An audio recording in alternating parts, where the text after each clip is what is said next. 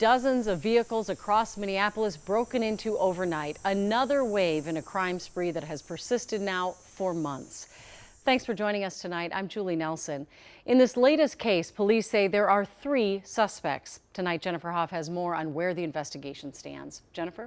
Julie, this time the vandals hit 3 different locations. Police employing a strategy, immediately redirecting any officer from a non-emergency situation to then flood those areas, while neighbors are now keeping watch on their own.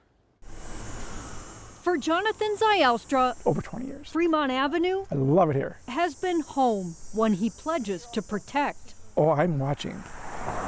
Keeping an eye out for the vandals who shattered the quiet South Minneapolis neighborhood last night, breaking into at least 7 vehicles here. My neighbor below me, my roommate, and then the other 2, I know who they are. Police saying it happened just after midnight, I was very upset.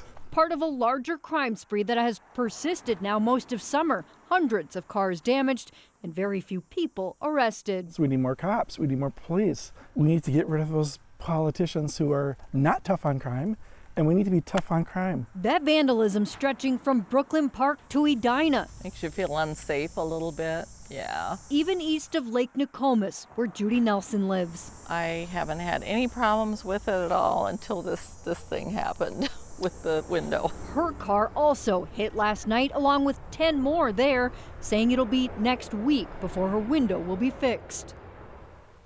You feel helpless. It's an awful feeling. Feeling stuck to try and stop something disturbing the peace, This is not the city I moved to. shattering any sense of safety. It's frustrating because people just let it happen.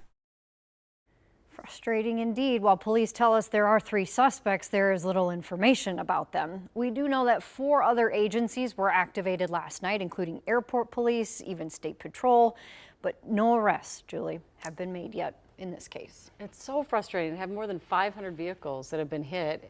It's such a powerless feeling. And I understand, too, that it's not even necessarily that they're taking anything out of the cars. Yeah, that's a good point to mention. We know that in some cases they've taken registrations and license, but for the most part, it's just sort of rummaging around these vehicles. And it just, to that Damaging point, them. though, it makes you feel so violated, Yeah. too. So. All right. Thank you, Jennifer. Yeah.